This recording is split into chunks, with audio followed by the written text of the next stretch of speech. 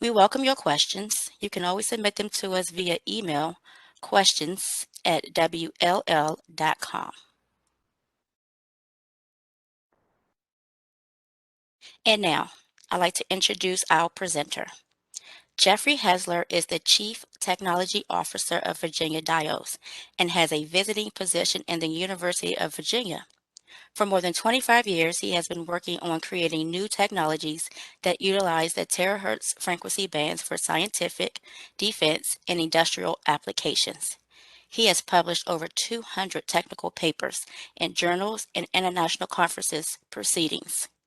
He's a member of IEEE Technical Committee MTT 21, the Terahertz Technology and Applications, and is a co-editor of the IEEE Transactions on Terahertz Science and Technology.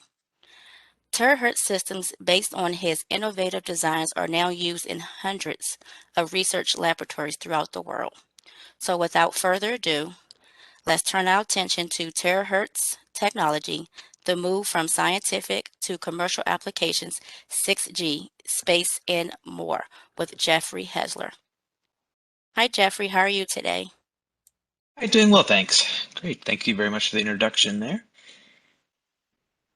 You're Okay, welcome. looks like I can share. So let's see if this works, and let me know if you have any issues, but I'm going to go ahead and share, and that you should be seeing my screen. Yes, I do. Thank you. All right, super. Well, I'll go ahead and start the talk then. Great. All right, so good afternoon, everyone. I'm going to give a talk today focused on kind of terahertz technology and kind of some of the things that at Virginia Diodes that we've kind of seen as exciting as the field is kind of moving from this kind of heritage of scientific applications into more commercial applications, and give some examples of those and kind of show where we the role we're trying to play in this field. There we go. So again, a brief introduction, and then I'll focus on two particular scientific applications, ALMA and a radiometer, a satellite mission called IceCube. Then look at briefly at some commercial applications that we feel are really kind of moving the field forward. Go into terahertz test and measurement, which is our main kind of area within this field, and then end with some conclusions. So scientific applications, there's been basic science has really been driving the terahertz field for more than 100 years. Things like astronomy, physics, chemistry, fusion, plasma diagnostics.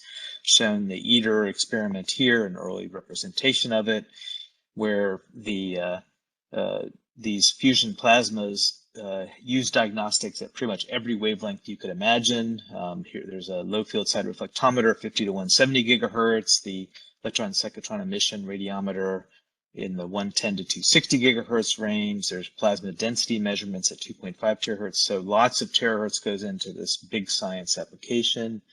Molecular spectroscopy. Here's a spectrum of methanol where what might look like noise. Each of these is a very narrow kind of tens of kilohertz wide, low pressure for a molecule. Low pressure look at the methanol gas here, and so again a very rich area for doing kind of chemical and biological detection of species out in the world. ALMA is one we worked on for quite a few years. ALMA is an array of 66 telescopes. It's on a 5,000 meter plateau in Chile with frequency range covering from about 100 to 1,000 gigahertz. A grand opening in 2013, and it's been kind of doing a lot of very exciting science since then.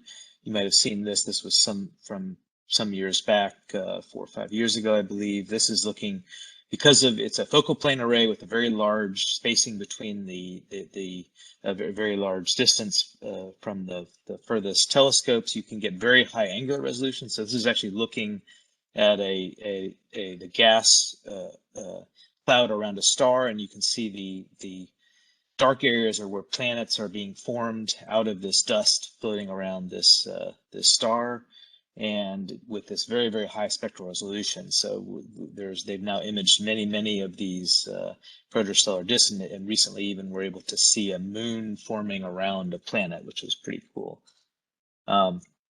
The more famous image was from a year or so ago, was the Event Horizon Telescope project, which did the black hole images. This is a more recent one where there's actually putting in polarization dependence, and so you can kind of see the swirling of the material into the black hole, and ALMA was part of that. So with that long heritage of use of terahertz, what about applications beyond science? People have known and been excited by terahertz since at least the 50s, probably earlier, but things like the basic kind of things that people would consider doing in terahertz have been known for a while: concealed weapons detection and passive imaging, weather forecasting, radar type systems, chemical biological hazards, medical diagnostics. All these have been known about and thought about for many years. And so then so concealed weapons detection is one that's this is an example from this group Through Vision in the United Kingdom, where they're now looking at doing passive imaging of, in this case, a knife. So there's a big long knife here. Apparently there's an issue in the subways in London where people are carrying these knives around, and they're trying to figure out ways to detect these. And so the City of London did a test of terahertz technology to use that to detect this threat inside the subways. And so that's something being actively tested out in the world. Again, an example of terahertz where it's really being used. And I think this sort of a thing is going to be used more and more, and particularly in public transport and areas like that. So then the question is, if we've known about it since the 50s, why are terahertz applications starting to take off now? There are a lot of challenges, obviously, with terahertz: atmospheric attenuation, and then in particular technological limitations of the terahertz sources and detectors. But there's been a lot of technological progress since the 50s. One of the key ones is modern computing power. Just the ability of modern computers really changes the game a lot. There was actually work many years ago at Hewlett-Packard trying to do gas detection similar to the spectroscopy I showed earlier. And what they had the technology to do the detection, do the measurements, but what limited them really was the relatively primitive state of computing power. And so the ability to have these modern computers is really a key enabler for the terahertz field. Progress in Schottky technology, there's been a lot of work on that with these kind of systems working up to many terahertz of frequencies.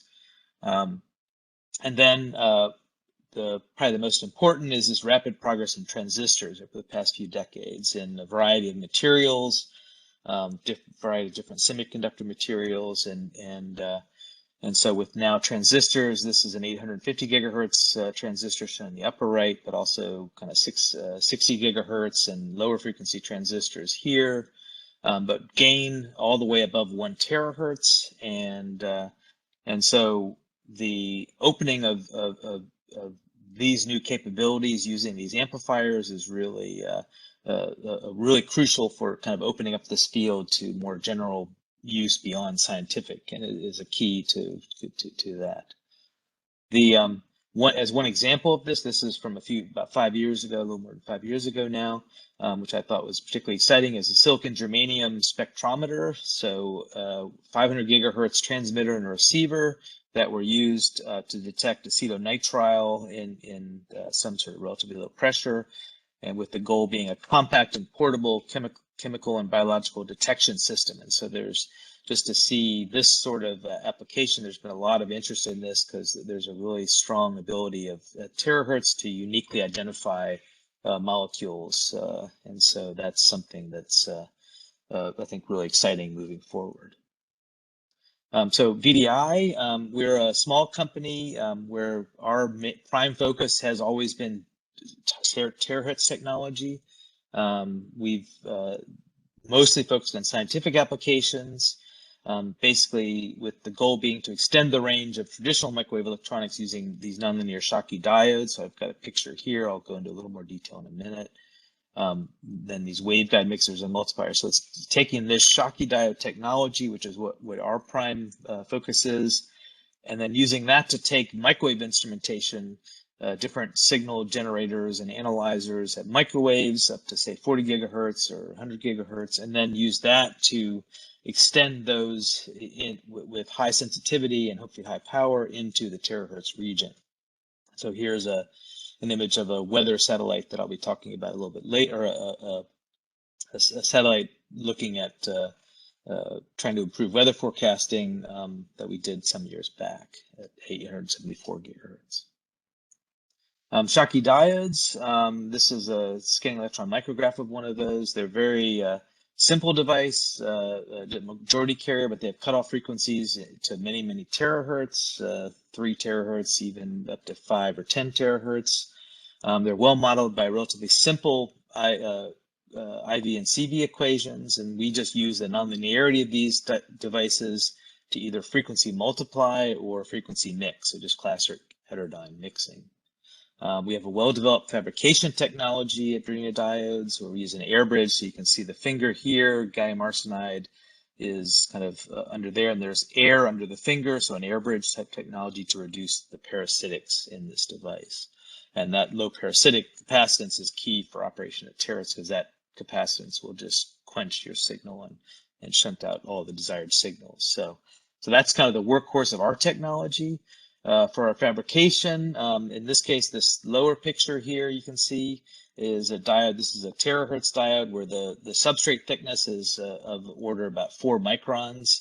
So very, very small devices to get to these high frequencies of operations. We have a wide variety of devices that we fabricate, a small captive clean room. We do flip chips, and then these integrated type structures where the diodes are integrated with the coupling circuit. So using those, we take the diodes, mount these into waveguide housings typically. We use waveguide largely because it's a relatively low loss transmission line structure. So microstrip at 600 gigahertz might be around a dB per millimeter for typical microstrip. Whereas waveguide is about a tenth of that, so below a tenth of a dB per meter at 600 gigahertz. So even though that's still relatively lossy, compared to microstrip, it's much better. So we do our best to kind of come in waveguide, get out of, be in and out of microstrip as quickly as possible to reduce these losses. That's something that's changing now as the amplifiers are coming on, which once you have gain, then a lot more things become possible. So. Split block designs, we just kind of put the diodes in the middle of 2 blocks, sandwich it together, and with that we can do frequency multipliers. So here you can see a frequency doubler, output power at 200 gigahertz and then 100 gigahertz, and we try to be very efficient at doing this multiplication. So using these as our basic building blocks, we combine together, say, a low frequency synthesizer, say 20 gigahertz, with 3 multipliers, amplifiers, and then finally the Schottky multipliers, and generate as clean of a tone up at the terahertz as we can. We try to generate as much power as we can in a single tone, and we do this by using both filtering and also balanced designs. The design I showed here, this is what's called a balanced doubler design, and so there's the intrinsic symmetries of this structure help reduce the unwanted harmonics and prevent them from flowing in kind of the wrong direction, the direct flowing, and so that helps to keep the signal relatively pure spectrally.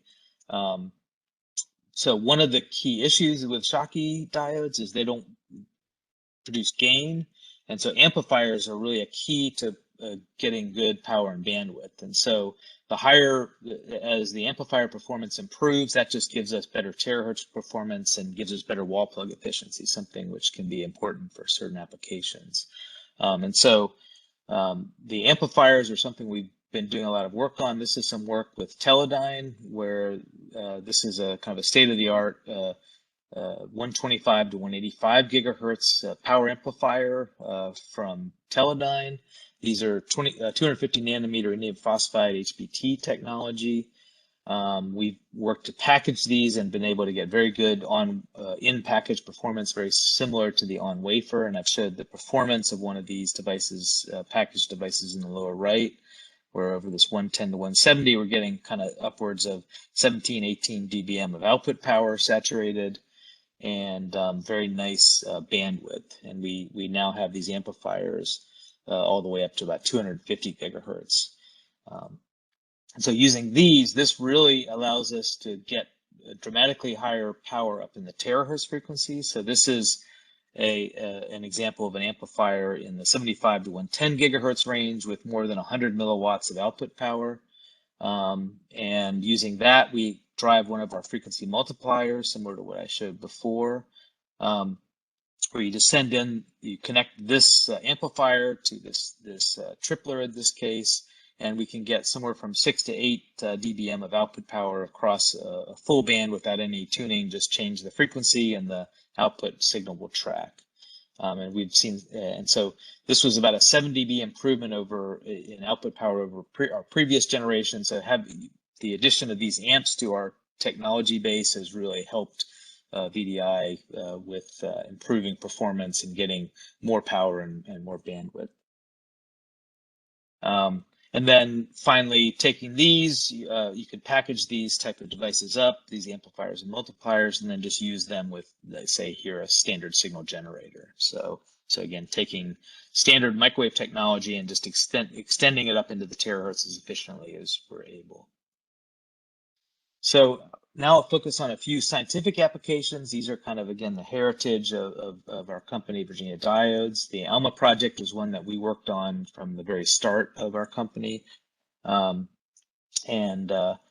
the ALMA development, it's, again, these bands all the way from around 100 gigahertz up to about a terahertz, covering each of the atmospheric windows. So here you can see in this graph the atmospheric transmission.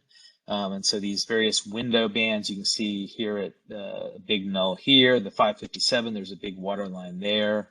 752, there's another big water line. And so wherever you can kind of see through up to the up out of the atmosphere, astronomers want to measure at all these different frequencies, because there's very interesting science to be learned across this whole spectral range. There were 2 receivers for each band, and so you can see some of the different bands here, and at VDI we worked on the local oscillators to drive these superconducting SIS receivers, which have near quantum noise limited sensitivity, which helps speed up the observation time, and so they can do mapping and do measurements of very weak lines. So there are about 14 VDI multiplier chains in each antenna. So if you look at one of these antennas, you have the main dish, and then focusing up the subreflector here, and then down kind of in the main cabin here is this array of different radiometers to do the analysis of the signals coming in from the objects you're looking at in space. And so inside that doer, you have something like this. There's a warm cartridge assembly sitting at room temperature, and then you've got this cryogenic front end with the local oscillators kind of hidden inside here. There's some amplifiers in this, some W-band amplifiers, and then the cryogenic front end sitting at 4 Kelvin to do the very sensitive detection. At the start of this project, most of the terahertz multipliers would use mechanical tuners, things like this. You'd have a gun oscillator, you'd have all these micrometers, and that would be how you would generate terahertz power. But this is operating on a 5,000 meter plateau, so there can be no tuners. You need rugged components, and so we developed these broadband components to work with these broadband amplifiers that were developed back then to generate these signals fully electronically, where it can be fully electronically controlled through computer. This is an example of 40 of the band 7 triplers, 280 to 360 gigahertz. So you can see there's a spread, but these were all much higher than specification. And so we did a lot of work developing these, testing these over temperature, and lots of sweeping. We delivered these in a relatively short time frame with good repeatability without having to keep tweaking them or tuning them up. This is the final view inside the doer. This is a very large doer. It's I forget exactly the size, but you can kind of see a person in the upper left here. So this is more than a meter across, with all 10 of all the different bands sitting inside here. You can see in a few cases horns poking out, which is what's looking up through the telescope off into the sky. And then that's what is producing these images. And so that's a project that we were excited to work with and did a lot of work. But again, that's kind of from some years back. Second terahertz application I'd like to focus on is the IceCube radiometer. CubeSats, small nano satellites, they can be as small as 10 by 10 by 10, which is a very small. 3U is more typical, a little larger, where you basically have 3 of these 10 centimeter cubes kind of put together, so 30 by 10 by 10. And this was done in collaboration with NASA Goddard as part of a push to try to use this new technology and see what can be done from a scientific application. There's a lot of interest now in doing constellations of these CubeSats for doing extreme weather events where you can update things very rapidly with these satellites. So for this project, CubeSat, it's an 883 gigahertz radiometer, and where it's looking down and basically at the ice crystals in the submillimeter range are going to be these upper atmospheric ice crystals at this kind of 10-kilometer level. It's something very difficult to see using other technologies. Visible and infrared can't really see it. The millimeter wave microwave sounders can't see it. So it's a very unique, and you can learn a lot about what's happening from a weather perspective in this upper atmosphere by looking at this very high frequency. And so there's been a lot of interest in looking at this to better understand the air currents and what's happening in the upper atmosphere. So the satellite kind of goes around the Earth and kind of spins, and then kind of gets essentially a map of these ice crystals, the brightness temperature of these ice crystals.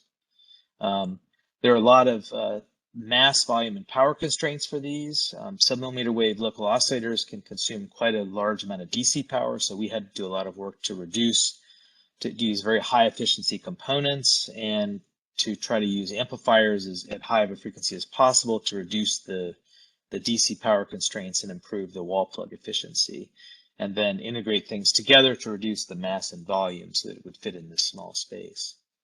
This is a schematic on the right here, or a photograph on the right here of this 874 gigahertz receiver that we built, a 25 gigahertz local oscillator, pre-multiplier and a driver to 73 gigahertz, and then the 874 gigahertz receiver with some varactor multipliers to drive the mixer there, and again, reduce the DC power requirements. And you can see a schematic on the left here of the system.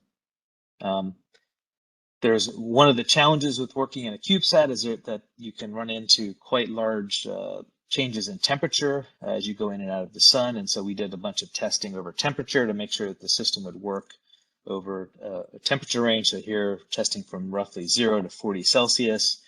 And you can see this flight model 2 worked quite well all the way up to 40 gigahertz, whereas flight model 1 somewhere after around 30 Celsius started to kind of fall off in sensitivity. And so that's something we were actively working to try to improve to reduce the sensitivity of the performance of the unit to this temperature variation and allow it to be used more, allow for better use in this kind of tough thermal environment where the satellite's going in and out of the sun. So in the end, we were able to achieve the noise temperature goals of the project, which were enough to allow them to have enough signal to noise to be able to do the imaging they wanted to do in the required time. And very importantly, we were able to take the DC power to get below 4 watts required for this whole system, and that fit within the power budget of the satellite. This is a picture during the assembly of the CubeSat. So you can see our components are up at the top here, frequency horn here, and then a lot of the other control electronics and things like that for the satellite down below, the communications and all that sort of stuff. This was the satellite being launched back in 2017 from the space station, along with 16 other CubeSats, and then a few other days, and obviously there's more and more of these CubeSats heading up into space these days. So, and first light, they were able to turn it on and get a very nice contrast between the Earth and space. And so everything looked good, and using that over some time, they were actually, it was mainly a technology demonstrator to increase the technology readiness level of the technology, but they were able to get some very interesting science looking at the brightness of these ice crystals, kind of mapping that across the Earth, and learn some interesting aspects of that upper atmosphere, which hadn't really been studied before. So. Great. So that's kind of the heritage of this scientific work, which has kind of driven the terahertz field for many years. But now we've got these commercial applications, and the one which I'll probably focus on most today, I showed the concealed weapons detection before, some other, but the one that's really heating up at the moment is the 6G communications. 5G is still being defined now. But the 6G is really, there's a large amount of interest in 6G, kind of loosely defined as above 100 gigahertz. There's many companies and countries all interested. China's launched the first 6G test satellite, but lots of other countries and companies really interested, including large names, things like Ericsson, Intel, Sony, NTT, Intel, all interested in using this technology. Some of the proposed applications, micro and macro cell backhaul events, so it's like sporting events like the large football game or baseball game, ports ranging from airports to shipping, to ocean ports, and then fiber closure is one of the classic ones, just for short haul, to send short haul high data rate signals rather than installing fiber. The World Radio Communication Conference at the end of 2019 actually made fixed and mobile allocations all the way up to 450 gigahertz. And so, I mean, there's real active interest in this with, again, a lot of active work. But this is clearly very early stages. Any product that would be 6G is not really expected to appear before at least 2030. And so there's still, so these are still in the early stage R&D, but I think the promise is so large of the amount of bandwidth is just so exciting that people are really pushing that. And so you can see that in this graph here. D-band here, going up to 170 gigahertz. You can see some of these atmospheric attenuation, where you can see these windows kind of around 100, 150, this one centered around 250 and 350, and then one above 400. So these windows with periodic absorption by water, oxygen, various things. But if you start to kind of look at what's available, so here at this D-band, just for example, here's a 49 gigahertz chunk of potential bandwidth, 2930. So this is what's got people so excited, obviously. And this is just the ability to do these wideband signal broadcasting. The other big thing is just the size, the fact that if you take a 60 gigahertz antenna, might be an inch by inch, whereas if you go to 300 gigahertz, now it's kind of in the order of millimeters, and now you can start to think about putting this into consumer devices, and so there's been a lot of interest in this ability to have this much smaller antenna size. So for VDI, test and measurement above is kind of one of our key focuses. So if you're going to develop, we've got these kind of commercial applications ranging from this concealed weapons detection, weather forecasting, chemical biological hazards, the 6G communication. In order to develop these applications, we need this test and measurement equipment, and it really needs to be better than the devices and instruments being developed, better in terms of, say, bandwidth or lower distortion, lesser intermodulation, higher power, and so that's been kind of one of our prime focuses, how to test this. So if we look at test and measurement above 100 gigahertz, the testing requirements, there's a large variety of devices to test, from package to on-wafer, differential, over-the-air testing. Also a wide variety of measurements, and these are pretty much just matching what's being done now up to 100 gigahertz, S parameters, noise figure, various distortion and type measurements, intermodulation type measurements, and EMC for looking at emissions. And so these tests are routinely performed at microwave frequencies, so these signal generators, spectrum analyzers, vector network analyzers.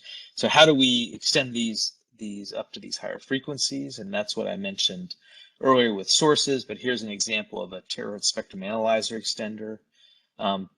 It's really based on these high sensitivity mixers, very similar to what I showed for that satellite, the IceCube instrument. Basically the same technology, Schottky diodes mounted in waveguide housings. We use these amplified multiplier chains where we use kind of pre-multipliers, these amplifiers like the Teledyne amplifier that I showed, to generate a good clean local oscillator signal for this receiver. We then end up with this high sensitivity mixer.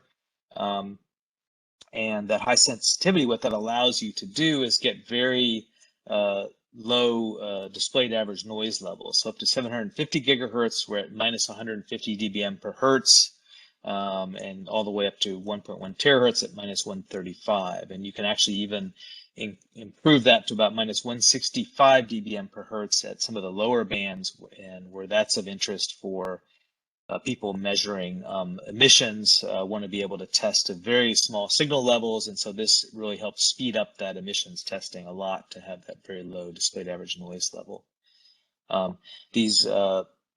The other thing that's important is wideband signals are the key. So these mixers have very wide IF bandwidths, up to 40 gigahertz or even higher. Generally, it's limited by things like coaxial connectors or things like that. And relatively small compact form factors. So you can see an example here on the right where you could actually put that on a probe station or mount that inside of an over-the-air testing chamber or something like that. And so you can measure spectrum up at these terahertz frequencies just like you do down at lower frequencies, and measure phase noise and things like that. So terahertz wideband signal generation detection, this is one of the main interests for kind of the 6G field. Also radar, there's a lot of interest. I mentioned radar earlier, but the collision avoidance radar is really moving up in frequency as well, pushing up to 100 gigahertz, largely again because of this antenna size, where just the reduced antenna size really helps with that. But for these digital communications, for these radar applications, you really want wideband signals, or what they want to look at. Complex modulation schemes, kind of various kind of 16 or 64 or whatever QAM, the orthogonal frequency division multiplexing OFDM type signals, with channel bandwidths being up to 10 gigahertz or even wider being of interest to look at.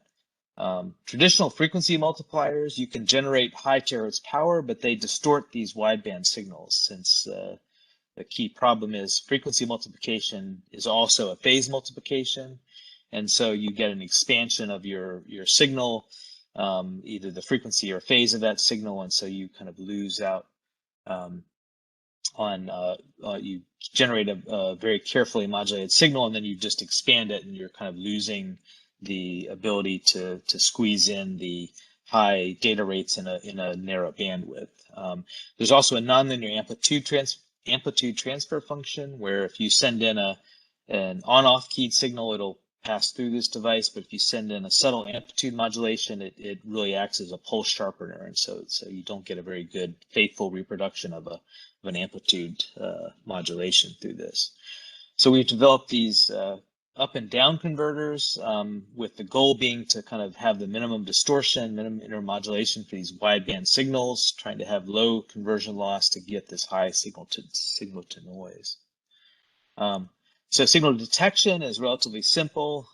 For this, you take this millimeter wave modulated signal, feed it into the receiver. You have a signal generator which goes into this up converter, generates the local oscillator signal, and then that gets down converted into the IF, and you get an accurate reproduction of this wideband signal at your IF output, and you can amplify it. And so you take the conversion loss of the mixer, re-amplify it up, and so you can get reasonable signal strengths out of this. So signal detection, pretty straightforward. For signal generation, things become a little more complicated. We just essentially turn this case around, use the same mixer, same local oscillator, but in this case, we actually send in some modulated signal in the IF input from either, say, an arbitrary waveform generator or some sort of a vector signal generator, feed that into the mixer's IF board in this case, and then we generate the copies of these signals. One of the challenges that the mixers at these frequencies are still relatively crude, so they're very often just double sideband mixers, not, say, balanced or sideband separating mixers. That's something that is being worked on, but for cases where we don't have that, we use these double sideband mixers. So you end up with an upper sideband and a lower sideband copy of your signal. And for many applications, that's fine. You can do very nice measurements with that. But there are a lot of cases where people really would like to generate just a single copy of that signal up in the terahertz. And so for that, obviously what you do is throw in a bandpass filter. So you want to knock out, say, the lower sideband, pass through the upper sideband. You might also use that to block, say, some LO leakage, which is often a small signal but can be important and cause distortion in your signal. So we take these this bandpass filter and knock that out and end up. And so what are these bandpass filters? We use waveguide filters, again, largely because of the low loss. And relatively high Q of these structures. I've shown some examples of some E-band, some 60 to 90 gigahertz filters in this graph here. These are kind of about 5 centimeter long. These are pretty classic designs. If you look in Matayang and Jones, you'll see these are pretty canonical designs of filters. There are a lot of challenges at making these up at terahertz, just machining challenges. You need to make these with very high precision, but we try to get this very high out of band rejection to help prevent these unwanted signals from distorting your analysis. So we've done a lot of these filters for various 5G, kind of proposed 5G and 6G bands, and we've even done a 600 gigahertz filter that I'll talk about a little bit later. So we now use this bandpass filter to clean it up, but the signal level has, you've now taken the conversion loss hit and the loss of the filter, so you've got a reduced amplitude copy of your signal out up at terahertz, and so now we add the amplifiers in to bring that signal level back up to give you a useful test signal up at these frequencies. And again, for these amplifiers, this is the same amplifier I mentioned before, the same type of amplifier. These are these kind of medium power amplifiers. This is that same WR6 110 to 170 amplifier, where you can see we had 17 to 18 dB of saturated output power. But for this application, what's most important is generally the either P1 dB or often to get the best EDM or lowest distortion, you want to be more at the 0.1 dB compression level, and so even lower than this. But using these, we can then boost up the power and again get quite a bit higher signal level at the output of out of the system with a good clean distortion. So I'll talk briefly about this. I think there'll be an upcoming lecture by Greg Jew on which will go into much more detail about this, but I'll just show a few quick results and then move on and leave it to Greg to kind of give more detailed description of the work that Keysight's been doing on these sub-terahertz test beds for 6G research. But this kind of puts together a lot of the different aspects that I showed earlier. You can see a couple of these compact up converter in this lower picture, compact down converter, the amplifier with kind of just in the middle there with that blue cable running over to the box. In this case, there's an attenuator to set the power level to look at to avoid compressing the receiving mixer. You've got driving this, you've got an arbitrary waveform generator to generate this wideband IF signal, local oscillator to feed into these mixers to give you the to provide a good clean signal to mix off of, and then in this case a very fast oscilloscope here to take the data and analyze the data. So again, just a couple examples. Again, there'll be a lot more detail about this in the future talk. But this is an example of a 16 QAM measurement at 144 gigahertz. So you can see the signal here in kind of the center of this screen grab on the right. And so this is basically a simulated radio measurement using these up and down converters. This was for a channel bandwidth around 4 gigahertz, and EVM was close to 2%. So that's actually quite respectable EVM. Measurements all the way up to 64 QAM showed similar performance in that case. And then you can think about these kind of extreme bandwidths, so 10 gigahertz of occupied bandwidth. This is a 16 QAM measurement. So here you see things, you can't quite see the EVM on the right, but it was around just below 5%. So starting to get a little ugly there, but we're working to improve these. These were using these G-band converters, and again, measurements were done all the way up to 128 QAM with some reduced performance. Okay. So then finally, I'll go ahead and the last topic will be THz vector network analyzers, and then I'll move on to the conclusion. So the network analyzers, our goal is to extend these lower frequency VNAs up into the terahertz range. And so this schematic here kind of shows how that's done. You take, so for example, on the top row, you take the signal coming from the vector network analyzer, you feed that through an amplifier, some pre-multipliers, and then, or some multipliers, and then you've now got a terahertz signal, and then you have a sampling directional coupler. Oh, let's see. Oh yeah, a sampling directional coupler to sample the outgoing wave, a back reflecting coupler to do the measurement, and you've got these two mixers that then down convert the signal back, and then this reference and measurement IF frequencies are both fed back in for analysis by the vector network analyzer. And then there's also a local oscillator signal very similar to the spectrum analyzer extender schematic that I showed before to feed both of these mixers. And so if we think about what's inside the spectrum network analyzer extender, it's really all the components I've been talking about. So here's an amplified multiplier chain, these heterodyne mixers like the one in the IceCube. These are local oscillators, are also another just a multiplied combination of Schottky diode multipliers with these amplifiers. So using these, we've been able to extend the capability of these VNAs into the terahertz range.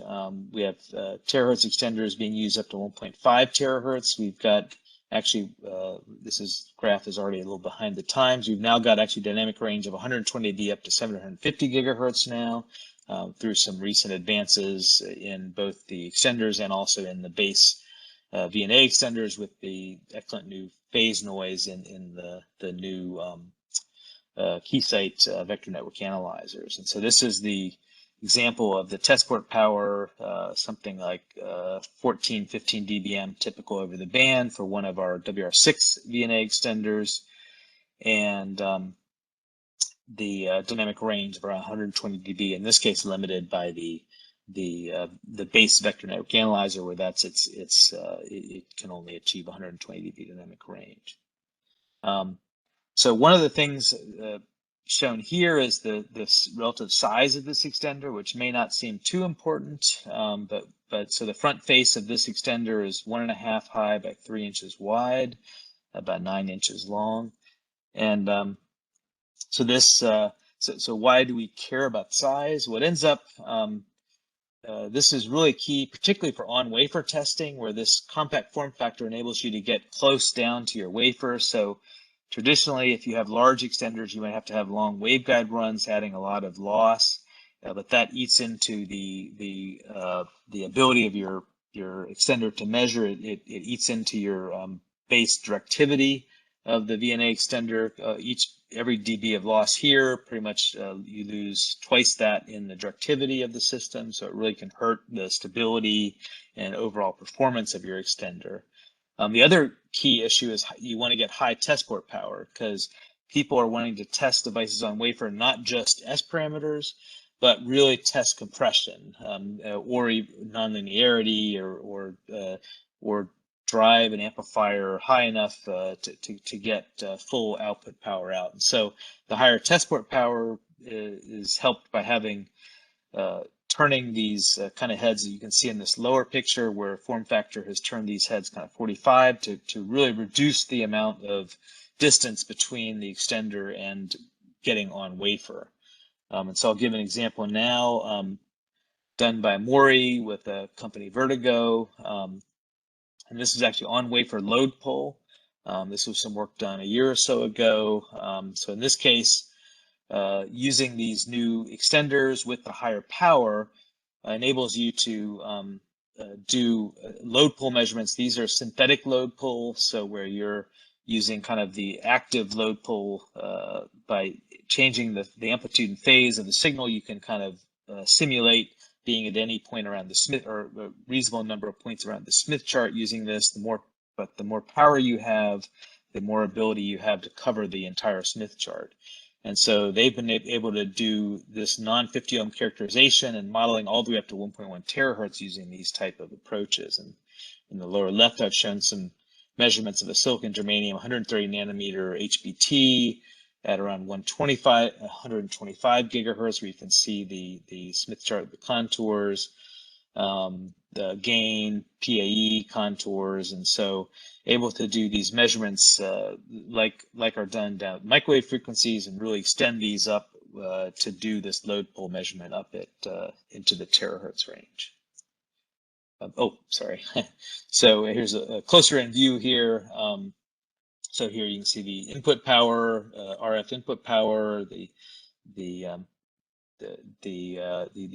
contours here, and then the PAE and the gain curves here. And then finally, I'll go ahead and show testing. This is, I mentioned, higher frequency filters. We used a filter like this in radiometer, similar to one that I described earlier for IceCube.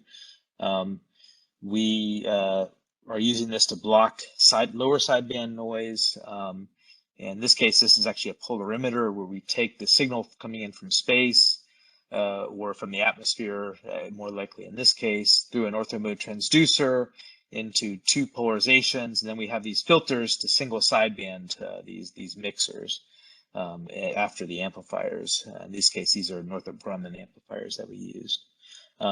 Again, the same kind of a classic multipole filter, but in this case now our waveguide is only 85 microns high. We've got these very small irises, and so we were really fighting to try to achieve the accuracy we needed to obtain to kind of have the filter hit the right frequency, because we need to set these edges pretty accurately.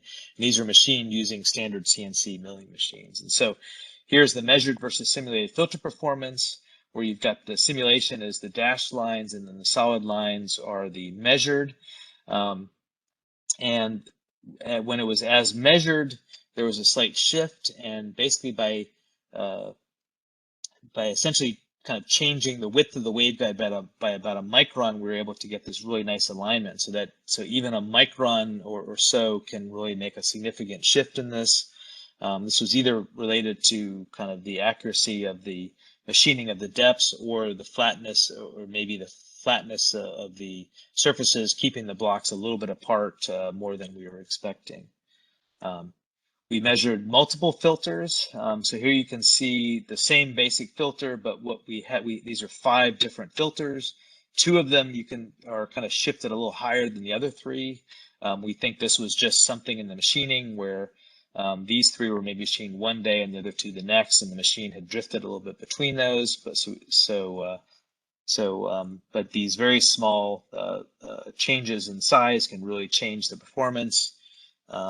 But again, we were able to, using this to achieve enough of a accurate response to be able to knock out the lower sideband, knock out the other leakage, and do the science for this particular case. But finally, I'll go ahead and end up with some calibrated measurements at WM250. We use classic lower frequency short open load through calibration method. So precision load where we've got 50 dB or more kind of intrinsic return loss of the load itself. The interface ends up dominating in that case. You're going to have interface reflections, quarter wave delay, and then so this is this milled quarter wave delay, and then just a short circuit for the short circuit standard. And using this, we can do this, just an example of a measurement of a 1-inch waveguide straight compared to an ideal simulation with some increase due to surface roughness. So here we're at about 4 dB for this 1-inch waveguide straight. So it's probably a little bit high at this frequency, but still reasonable. And you can see this dip at the high end, dip at the low end. And if we look at the atmospheric losses here, oops, the frequencies aren't right here. So I grabbed the wrong graph. But you can see up here at this 1.1 terahertz, there's a very strong water line here. And so if you plot the water absorption, and you can see that in green up at the top of the graph here, you can see this dip at the high end is really just basically changing in the amount of water in this waveguide as the room temperature changes between the calibration. I guess it's basically the water absorption of the water inside the 1-inch straight waveguide, and the same down at this low end. And so there's water lines at 752, 986, and 1096 in this case. So, okay, so I'll go ahead and stop there. I feel it's a very exciting time for terahertz. There's a lot of new capabilities with these new transistors, really opening up the potential for commercial applications in the terahertz. Particular this kind of 5G and 6G. There's a lot of discussion in the general kind of semiconductor and instrumentation world on terahertz, and there's a lot of interesting new capabilities coming on. And our goal is to try to be able to enable people to measure these as accurately and rapidly as possible. So I'll go ahead and stop there. Thank you very much. All right, well, thank you so much, Jeffrey. I was looking at it, I don't see any questions. Maybe you just have a very outstanding presentation and that you included everything. I do want to Awesome. remind everyone that if you do still later on have a question that you'd like Jeffrey to answer, you can send it. I put it right here in our chat box, where you can still send out a question if you have one later on. So again, our thanks go to Jeffrey Hesler for taking time out to enlighten us about terahertz technology, the move from scientific to commercial applications, 6G, space, and more. Please stay tuned for our next upcoming webinar sometime next month. We're in the process with confirming dates and times with the presenters, so please make sure you visit our website to subscribe to our Washington Labs Academy to receive updates. This is easily done by visiting WLL.com. You're going to click that training tab in the upper right corner, and then you fill in your information where you see sign up for updates. So on behalf of the Washington Labs Academy, I would like to thank you all for attending. I will now end the event. Please enjoy the rest of your day, and most importantly, please be safe. So until next time, bye everyone. And again, thank you, Jeffrey. Thanks very much. Have a great day. You too. Take care. And bye.